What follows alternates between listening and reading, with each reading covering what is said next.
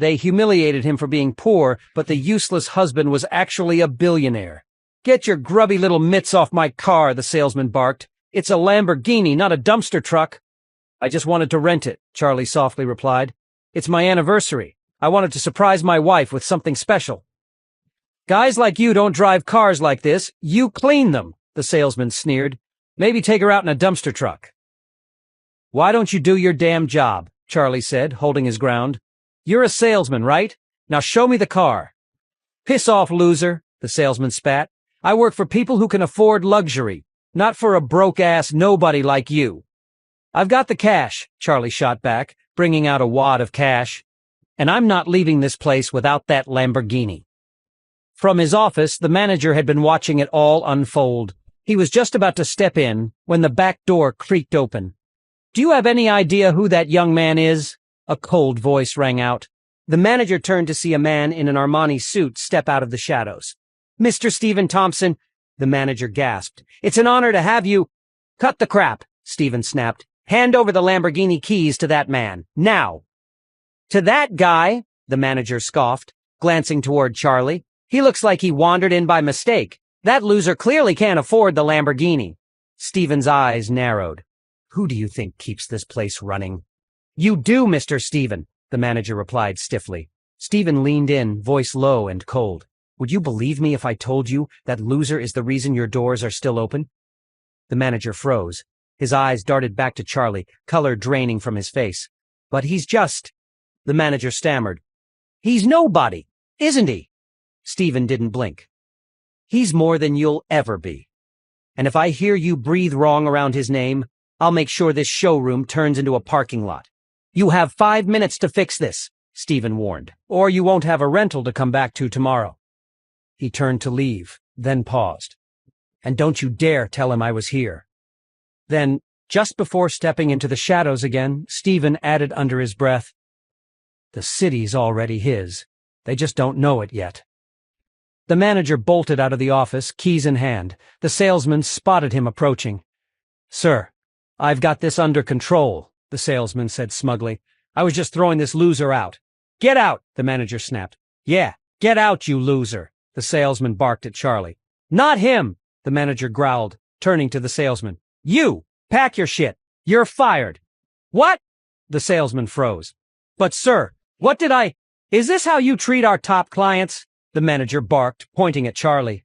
"You're done. Get out of my rental, now." The salesman's jaw dropped. "That guy's nobody. He said he wanted to rent the car." The manager's face turned stone. "And if he wanted to buy the whole damn building, we'd gift wrap it." "Oh," then the manager turned to Charlie with a sudden shift in tone. "Sir, deepest apologies for the misunderstanding. Here are the keys to your Lamborghini." Charlie stood silent, still trying to process what had just happened. He took the keys and left with the car. That night, Charlie and Claire cruised through the streets of Sacramento in the Lamborghini. Claire glanced at him, smiling. "I sometimes don't understand how you do these things, Charlie." Charlie gave a small smile, eyes fixed on the road. "It's just a rental, Claire. I would do anything for you. I love you more than anything in the whole world." "I love you too," she whispered. The moment lingered, brief, warm, fragile. Then Charlie's phone buzzed with a message. One look at the screen and his heart skipped a beat. "Aunt Lena's condition is critical. Transfer needed. $1 million. His heart sank. "Claire," he said quietly, "do you think your grandma would help if I asked her for $1 million? Claire looked at him in shock, already knowing the answer. "You haven't had a real job in years, Charlie. She won't even let you in the house without sneering." Charlie's voice was quiet, desperate. "But today's her birthday, right?" Claire nodded hesitantly. "Yeah, why?" He took a breath. "Then maybe she'll show some mercy. If not for me, then for Aunt Lena." Claire didn't look convinced, but she didn't stop him. That was the moment Charlie decided. He was going to show up to Grandma Wilson's 70th birthday party, to beg, to plead, and to try and save the only person who'd ever called him family. The luxurious Wilson estate was brightly lit. Tonight was the 70th birthday celebration for Mrs. Wilson, the matriarch of the family. Many grandchildren and in-laws presented gifts. "Grandma, I heard you love tea. This century-old tea is worth $500,000 and is my birthday gift to you. Grandma, I know you're a devout Christian. This crystal cross is carved from pure obsidian and is worth $700,000. Mrs. Wilson looked at the various expensive presents and laughed, filling the whole family with joy. At that moment, Mrs. Wilson's eldest grandson-in-law, Charlie Wade, suddenly said, "Grandma, could you lend me $1 million? Aunt Lena from the orphanage has kidney failure and needs money for treatment." The entire Wilson family was stunned. Everyone stared at Charlie in disbelief. Was this live-in son-in-law out of his mind? It was Mrs. Wilson's birthday. Not only had he not prepared any gifts, but he even dared to ask her to lend him $1 million? 3 years ago, the late Mr. Wilson had found Charlie from who knows where and insisted on marrying him to his eldest granddaughter, Claire Wilson. At the time, Charlie was penniless, much like he was now. After the two got married, the old master passed away. Since then, the Wilson family has been deliberately trying to drive Charlie out. But Charlie seemed indifferent, unmoved by their insults, so he had remained the live-in son-in-law all this time. Asking Mrs. Wilson for money now was an act of desperation. Aunt Lena from the orphanage that had taken Charlie in needed dialysis and a kidney transplant, which would cost at least $1 million. He really had no choice but to ask Mrs. Wilson. He thought that since it was her birthday, she might be in good spirits and willing to help. Unexpectedly, Mrs. Wilson's laughter vanished in an instant. Her face darkened as she threw the teacup in her hand to the ground and shouted angrily, "You bastard, are you here to celebrate my birthday or to borrow money?" Charlie's wife, Claire, hurried forward and explained to Lady Wilson, "Grandma, Charlie is ignorant. Don't be upset." She then tried to pull Charlie aside. At that moment, Claire's cousin, Wendy, sneered, "Sis, look at what kind of trash you married. Gerald and I just got engaged and he already gave Grandma an obsidian cross. It's hilarious your husband didn't bring any gifts and still has the nerve to ask Grandma for money."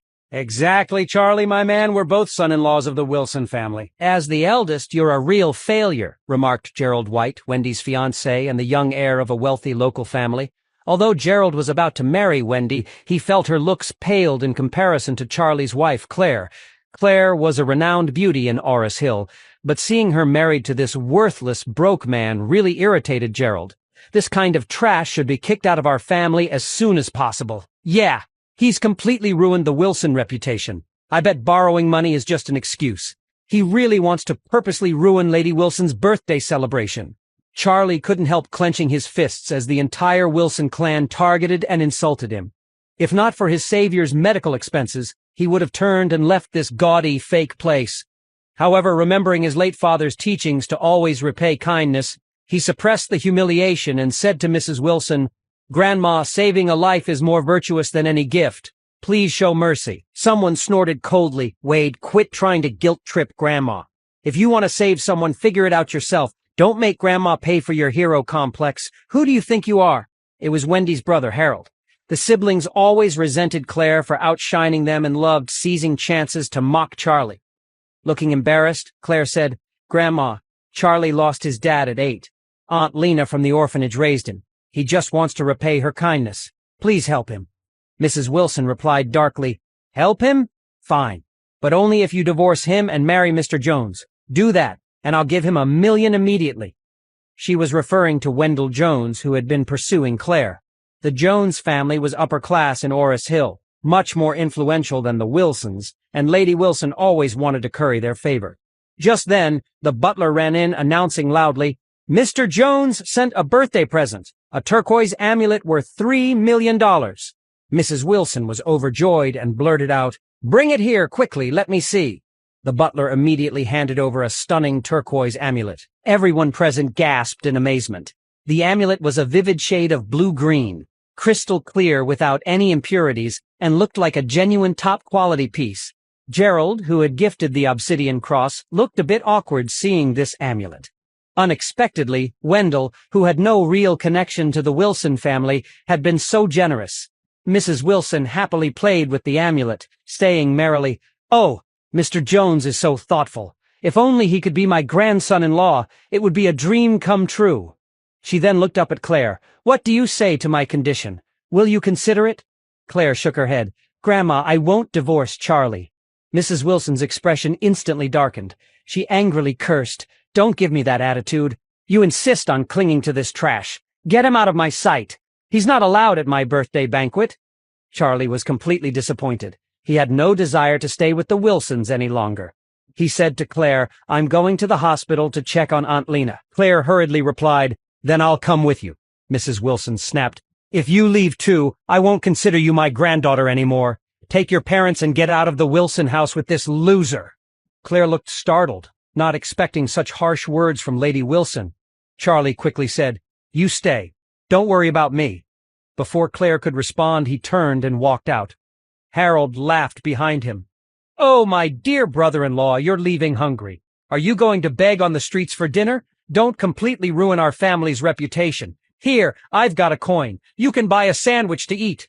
He took out a coin and threw it at Charlie's feet. The entire Wilson family burst into laughter. Charlie gritted his teeth and left without looking back.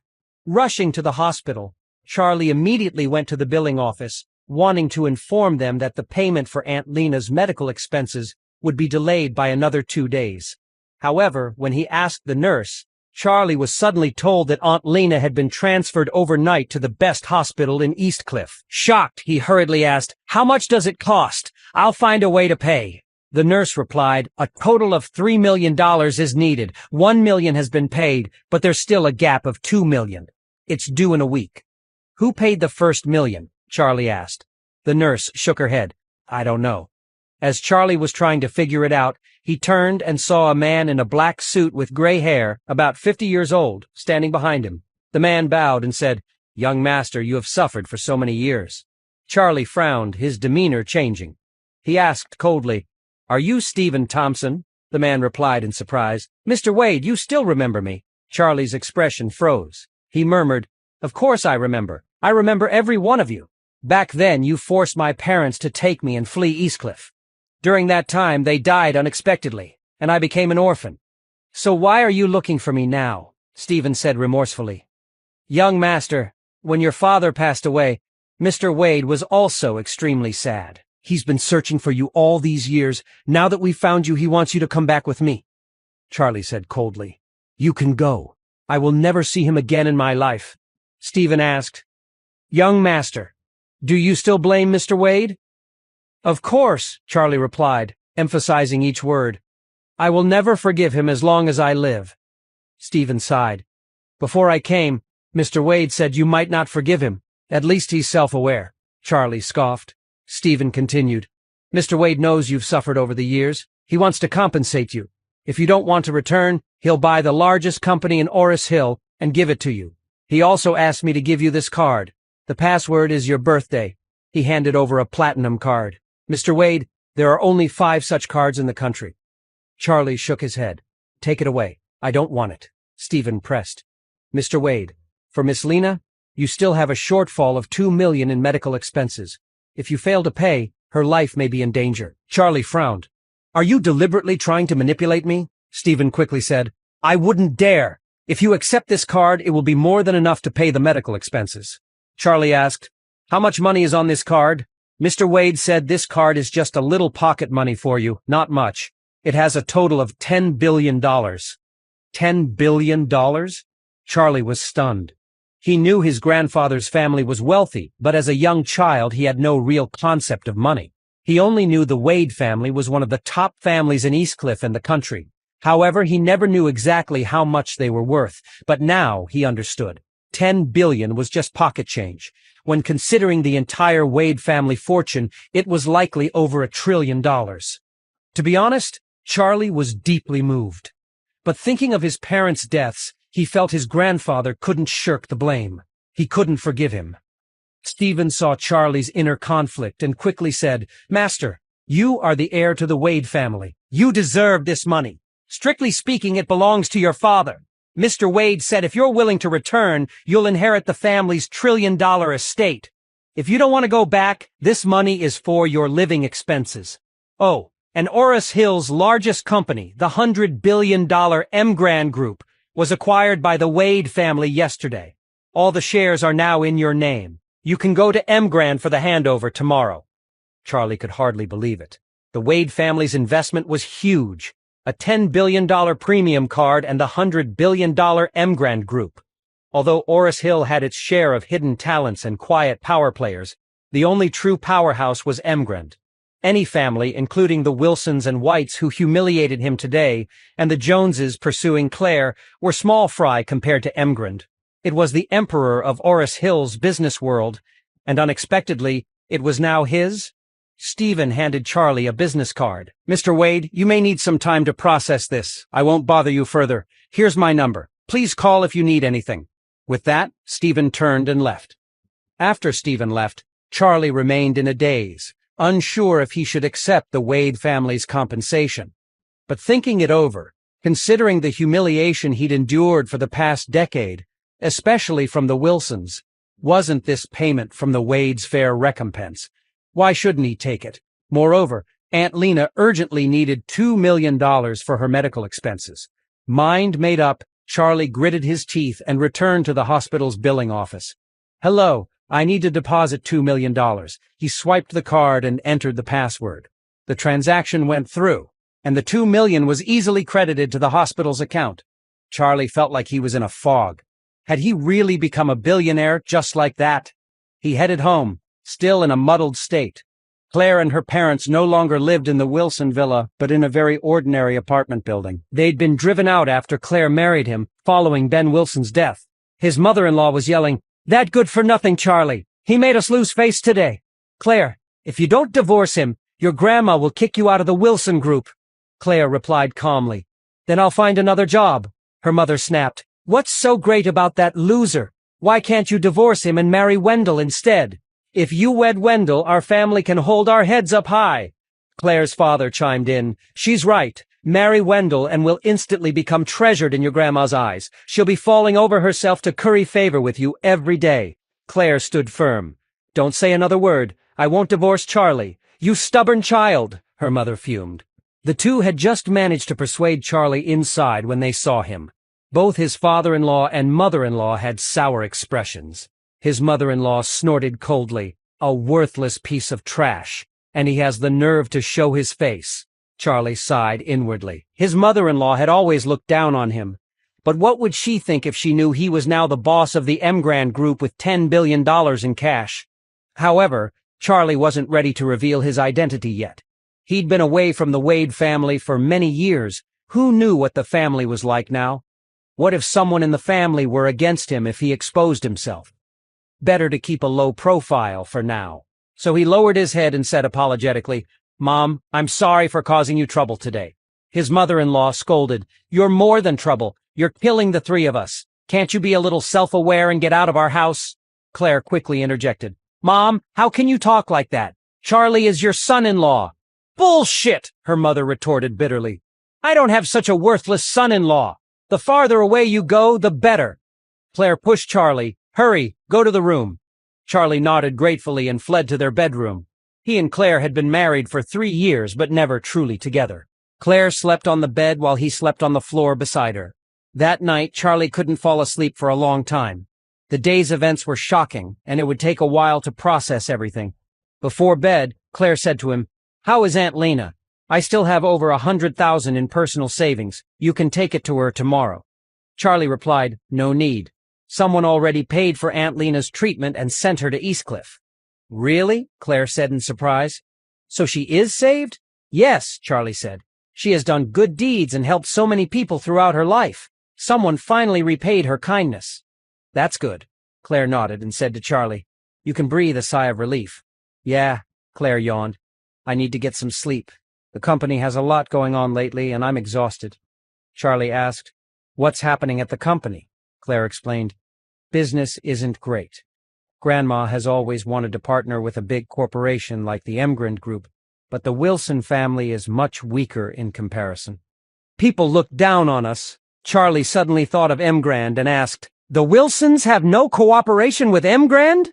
Claire laughed at him. "How could the Emgrand Group ever consider working with us? Even Wendy's fiancé Gerald and his family barely measure up to Emgrand's standards. Grandma is counting on them getting married so the Whites can help the Wilsons connect with Emgrand." Charlie nodded. So that was the Wilsons' plan. They were dying to work with Emgrand. However, Mrs. Wilson was dreaming if she thought it was possible. Little did she know he now owned the Emgrand Group. With that in mind, Charlie decided to take over Emgrand first, then give Claire a boost through the company. She had been bullied too much by the Wilsons. As her husband, it was his responsibility to help improve her standing in the family. Starting today, her husband was a changed man. He would never let anyone look down on her again. He vowed to make the entire Wilson family bow before her. Early the next morning, after Charlie finished cooking, he rode his little electric scooter to the Emgrand Group headquarters. He parked the scooter next to the company parking lot and had just locked it when a black luxury car slowly pulled into a space opposite him. Charlie glanced up and saw a young man and a woman exiting the car. The man was dressed in a high-end, stylish suit, while the woman was pretty in a slightly gaudy, coquettish way. It turned out to be Wendy and her soon-to-be fiancé, Gerald White, the eldest son of the wealthy White family. Charlie wasn't sure why they were at Emgrand, but to avoid trouble, he quickly tried to slip away unnoticed. Unfortunately, the sharp-eyed Wendy spotted him immediately. "Oh, brother-in-law," she called out loudly in an overly cordial tone. Despite wanting to escape, Charlie had no choice but to stop out of courtesy. As the two approached, he forced a smile. "Wendy, what brings you here?" Wendy giggled. "Gerald and I have a meeting with Doris Young, the vice chairman of the Emgrand Group." She gazed at Gerald admiringly. "His family has a lot of business with Emgrand. In the future, it'll benefit not only the Whites, but the Wilsons, too." This was news to Charlie. He'd only just inherited Emgrand and hadn't had time to familiarize himself with its dealings. But he hid his surprise and said smoothly, "You two make a perfect power couple. Beautiful and talented." Gerald looked at Charlie with contempt, feeling the injustice of it all. Just yesterday, Mrs. Wilson had cursed out this good-for-nothing man, and now here he was, grinning like an idiot. How could a stunning woman like Claire have married such a useless loser? If it weren't for him, Gerald would have pursued Claire relentlessly. How could he have ended up engaged to Wendy, who was inferior in every way? The thought irritated him, so he deliberately asked, "What did you come to the Emgrand Group for, Charlie?" Charlie replied casually, "I'm looking for a job." "A job?" Gerald sneered. "Why would you apply here, of all places?" Frowning, Charlie said, "What does my job search have to do with you?" Wendy chimed in, eager to join Gerald in mocking him. "Is he wrong, though? Do you even have a diploma to your name? Any accomplishments besides being good for nothing? The Emgrand Group wouldn't hire a waste like you even as a security guard. If you had any self-awareness, you'd go pick up trash on the street. At least you could make 2 or 3 grand a month." She tossed her empty drink bottle at Charlie's feet. "Hey, don't say I never look out for you. Pick that up and sell it for cash." Gerald smirked. "Even if you are garbage, you're still family, so I'll help you out. I happen to be friends with Emgrand's vice chairman. Why don't I put in a good word and have her set you up with a job cleaning toilets?" Charlie smiled coldly. "The kind of job I'm after is none of your concern. Worry about yourself. Emgrand is a major corporation. I doubt they'd work with low-quality trash like you." Gerald's face reddened with fury. "Who are you calling trash?" "You, obviously," Charlie said with disdain. Done with the conversation, he walked into the Emgrand Tower. "Hey, stop right there!" Gerald shouted, chasing after him. He caught up at the elevators, itching to teach the arrogant jerk a lesson with a few slaps to the face. But seeing that they were already inside the company headquarters, Gerald worried that causing a scene would anger his business partners. He had to shelve his plan to put Charlie in his place, at least for now. Gerald gritted his teeth. "I'll let it slide today, but you won't be so lucky next time." Charlie snorted coldly as he stepped into the elevator. "You think you're some big shot, Gerald? Believe me, you'll soon learn the price of arrogance." "Screw you," Gerald spat, moving to follow him. Wendy pulled him back, her voice dripping with contempt. "Don't take the same elevator as that trash, honey. You might catch his stench." Nodding, Gerald realized he couldn't do anything here. He said icily, "I'm letting you off the hook for now. Watch yourself next time." Charlie took the elevator straight to the top-floor chairman's office. Stephen had already made the arrangements, appointing a woman named Doris Young as Charlie's main point of contact. Doris was a well-known figure in Oris Hill, the city's most famous career woman. Beautiful and exceptionally capable, she had risen to become Emgrand's vice chairman at a young age, playing a key role in the company's success. With Emgrand now acquired by the Wade family and the former chairman stepping down, Doris had stayed on to assist the new boss. She was shocked when she saw how young and handsome Charlie was. Quickly composing herself, Doris said respectfully, "Mr. Wade, please come to my office." This was Charlie's first time meeting Doris Young, too. He had to admit she was gorgeous. In her late 20s, she had a gorgeous figure, alluring beauty, and a noble, capable demeanor. As Charlie sat at her desk, he said, "I won't be coming to Emgrand often in the future. I want you to take charge of the big picture here and don't reveal my identity to anyone." Doris could tell that the young man before her came from an extraordinary background. To his family, a company like Emgrand was mere pocket change. It made sense that he wouldn't want to manage it personally. She hurried to assure him, "Of course, Mr. Wade. If you ever need anything, just let me know." Just then, a female secretary knocked and entered. "Miss Doris, a man named Gerald White is here with his fiancée to see you. I'm with an important guest." "Have them wait," Doris instructed. Charlie asked, "Do you know this Gerald?" "His family is one of our business partners," Doris explained. "They rely heavily on us. They've visited several times, always saying they want to strengthen ties." Eyes cold, Charlie declared, "From now on, Emgrand will have zero dealings with the White family. Suspend all current and upcoming collaborations. If they earn even a cent from us, you'll be packing your bags, Vice Chairman." Doris paled, realizing instantly that the Whites must have offended the young master somehow. She nodded vigorously. "Don't worry, Mr. Wade. I'll give the order right away to cut ties with them completely." "Good. Tell them Emgrand doesn't work with low-quality trash." Then security throws them out.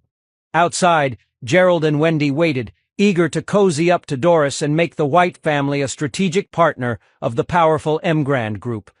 To their shock, Doris's secretary arrived with several security guards in tow. "Will Miss Doris have time to see us?" Gerald asked hopefully.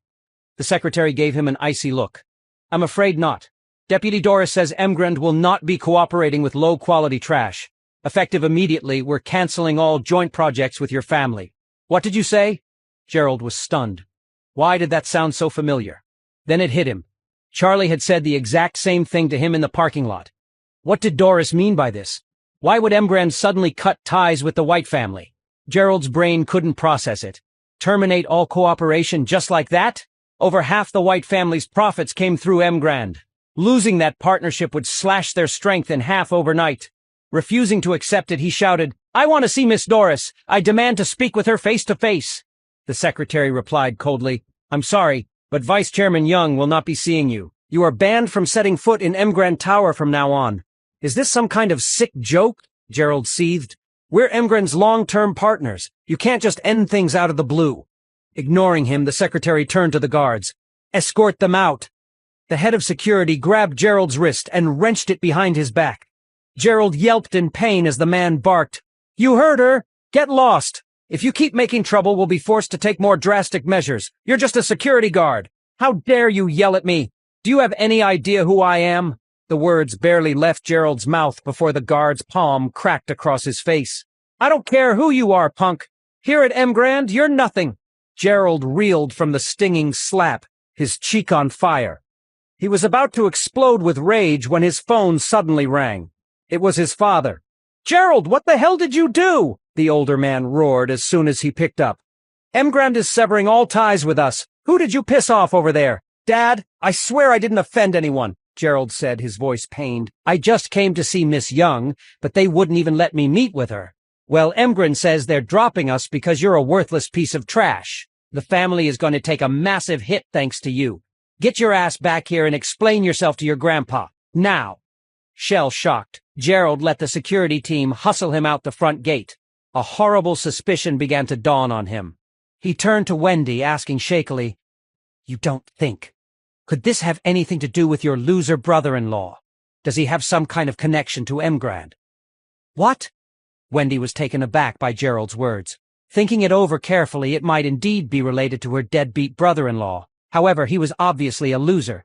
Shaking her head, she said flatly, "How could he have anything to do with Emgrand?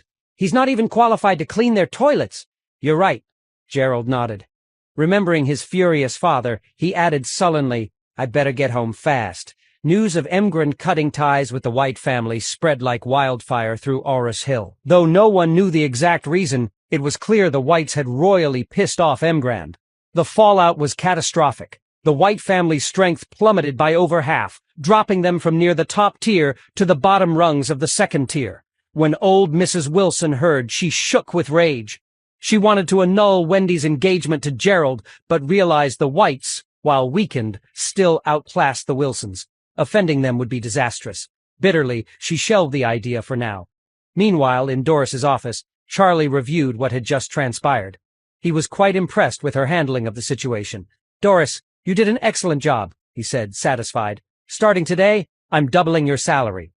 Doris leapt up, stunned and elated. "Thank you so much, Mr. Wade." Charlie nodded.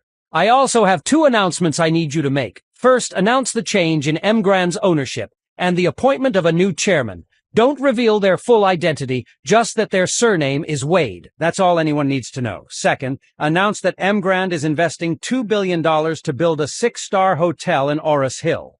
We'll be accepting bids from local construction and decoration firms to partner on the project." The Wilson Group's main business was interior design and decoration. Lady Wilson dreamed of hitching their wagon to Emgrand's star.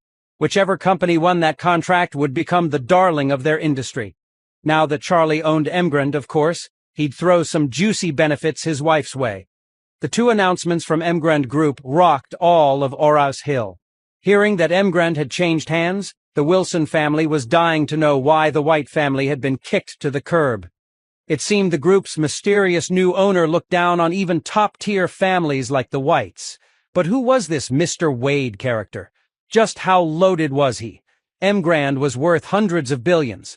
Buying and selling on that scale dwarfed even the wealthiest tycoon in Oris Hill. Countless families scrambled to get in Mr. Wade's good graces, hoping to marry off their daughters to this enigmatic billionaire bachelor. On top of that, Emgrand's plan to invest $2 billion in a new hotel had the city's entire construction and design industry frothing at the mouth. $2 freaking billion. Even a few leftover scraps from that juicy pie would be a windfall.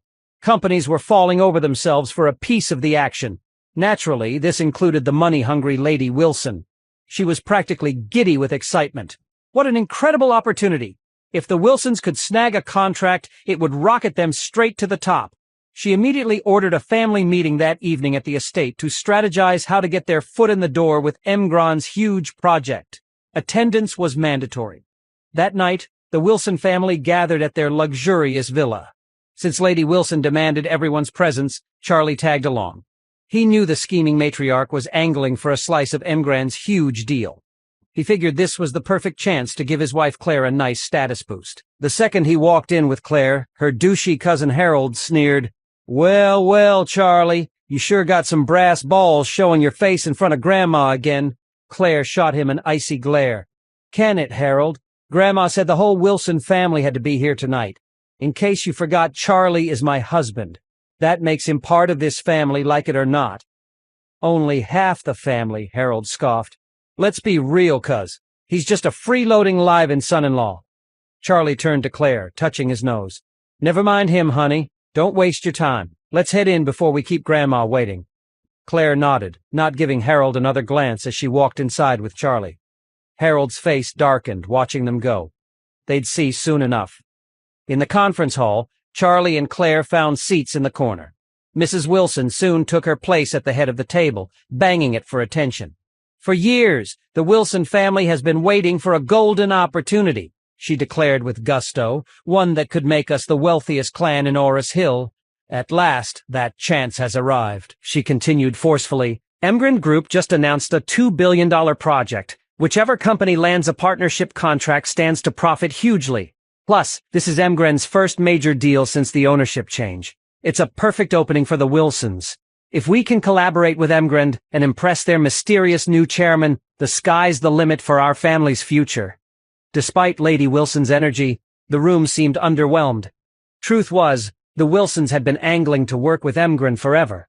And for just as long, Emgrand had snubbed them completely. What were the odds they'd get a piece of this huge new project now? Met with stony silence, Mrs. Wilson snapped, "What, cat got your tongues? Don't tell me you're not confident we can score even a tiny slice of a $2 billion pie." Everyone exchanged nervous glances, no one daring to speak. Her anger rising, the iron-willed matriarch declared through gritted teeth, "All right, I'll lay it on the line. Whoever brings in the $30 million partnership with Emgrand gets named the new director of Wilson Group. End of story." Stunned faces gaped back at her. Mrs. Wilson had always ruled with an iron fist. never appointing an official successor. The director role wielded immense power, all but securing its holder as the future head of Wilson Group. Dangling the position as an incentive showed how desperately Lady Wilson wanted in on Emgren's deal. But as juicy as the director spot was, winning it seemed impossible. The Wilson clan all knew that securing the deal with Emgren was a pipe dream. Emgren's execs wouldn't give Mrs. Wilson the time of day, let alone agree to a partnership. The meeting hall fell into uncomfortable silence, no one willing to chase a prize so laughably out of reach. Seeing their hesitation, Mrs. Wilson demanded angrily, "You're all part of the Wilson family. Don't you want to do your part to help us succeed?" She zeroed in on Harold. "Harold, I'm putting you in charge of this." Harold laughed nervously. "Grandma, the Emgren Group just cleaned out Gerald's family, and they're way stronger than us. How are we supposed to land a contract with them, idiot?" Mrs. Wilson snapped. "Giving up without even trying? You're even more useless than Charlie." Deep down, the Iron Lady was sick of settling for second-rate status. She dreamed of catapulting the Wilson family to the next level, and this Emgren project was their one shot. No matter how difficult, she refused to let it slip away. She'd assumed Harold, as the eldest grandson, would jump at the chance to prove himself. His spineless refusal infuriated her. Harold felt trapped. Who in their right mind would take on such an impossible task? Emgren's people would probably boot him out the door. He'd fail miserably and become the laughingstock of Orris Hill. No way in hell was he agreeing to that. After ripping Harold a new one, Mrs. Wilson barked, "Anyone else have the guts to step up and take this on? Speak up!" Charlie gently elbowed Claire and whispered, "Babe, you should volunteer for this." "Are you nuts?" Claire hissed. "There's no way Emgren would partner with some small-time firm like us." Charlie just smiled confidently. "Trust me, you can totally land this deal." "Wait, seriously?" Claire asked, surprised. "Absolutely," Charlie assured her. "I have total faith in you. Seize this chance and your status in the family will skyrocket." Though perplexed, Claire found herself believing him. Almost in a trance, she stood up and declared, "Grandma, I'm willing to give it a shot." Claire's declaration left the entire Wilson clan dumbfounded. They all thought she'd lost her mind. Talk about a death wish, hogging the spotlight like that. What could possibly come from it besides utter humiliation? Emgren Group was the biggest conglomerate in Orris Hill. What would they want with some small fry like the Wilsons? Anyone volunteering for this guaranteed train wreck was doomed to fail. Harold couldn't resist mocking her. "Claire, you seriously think you have a shot at landing a contract with Emgren?" Wendy joined in, sneering, "Get real, Claire. You know your place, and you know where Emgren sits. Strolling in there half-cocked is just going to drag our family name through the mud." Another voice chimed in, "Totally. When Emgren throws her out on her butt, the Wilsons will be the laughingstock of the whole city." Claire's cheeks burned with embarrassment. Ever since marrying Charlie, her standing in the family had plummeted. She felt increasingly sidelined, nearly pushed out entirely. Even her parents were targets of constant ridicule. Deep down, Claire hoped scoring this Emgren project would cement her position and let her parents hold their heads high again. But now, getting raked over the coals by the whole clan, her confidence wavered. She shot Charlie a pained look. Why had she let him talk her into this? If she'd known it would blow up so spectacularly, she never would have stood up in the first place. Hearing their snarky commentary, Mrs. Wilson seethed with rage. After repeatedly pleading for someone to step up, no one had the guts. Now that Claire finally volunteered, these ingrates were dumping ice water on her head. The old matriarch had never been Claire's biggest fan, but at least the girl was trying to help shoulder the burden, unlike the rest of these spineless clams, especially Harold. Her darling grandson had really let her down this time. With that, Mrs. Wilson's attitude toward Claire shifted dramatically. "Enough," she barked. "Since the rest of you are too chicken to try, shut your mouths. Claire will be the one to handle negotiations with Emgren Group. End of discussion." Claire swallowed hard. "Don't worry, Grandma. I'll give it my all, I promise." Harold scoffed under his breath. "What's the point? You're just going to crash and burn and humiliate the family." Charlie shot back with a smirk. "Geez, Harold, why so negative? You don't think the Wilsons are good enough to partner with Emgren?" Caught off guard that Charlie dared speak up, and seeing Mrs. Wilson's darkening expression, Harold backpedaled. "That's not what I meant. I just don't think Claire has a prayer of pulling this off." "All right then," Charlie grinned slyly. How about a little wager? If Claire manages to open negotiations, you get down on your knees in front of everyone and knock your head on the floor 3 times, admitting you were dead wrong. But if she strikes out, I'll do the groveling. What do you say? Harold barked out a laugh. You're on, loser. No way I'll lose to a piece of trash like you. Charlie nodded, looking smug. Okay, the whole family is a witness. If either of us welches, we're basically wishing death on our parents and grandparents. He made sure to emphasize grandparents, knowing Harold wouldn't dare back out if it meant cursing his beloved grandma to an early grave. Mrs. Wilson would have his head. Fine by me, Harold crowed, oblivious to the trap he'd just walked into. In his mind, losing was impossible. Y'all heard it. Get ready to watch this bum kneel to me. Claire was stunned. She kept signaling Charlie with her eyes to drop it, but he paid no attention. Mrs. Wilson couldn't care less about their little pissing contest. Her sole focus was getting the Wilsons on Emgran's partner list. If Claire pulled that off, she wouldn't even blink if Harold had to call Charlie daddy. Enough, she declared. Claire, you have 3 days to land that contract. This meeting is adjourned. Can Charlie use his power to help Claire? What will the Wilsons do when they find out Charlie is a billionaire? Will Charlie take the high road or seek revenge? Please subscribe to the Pocket FM YouTube channel and press the bell icon for instant notification. Check out our channel for more such exciting shows.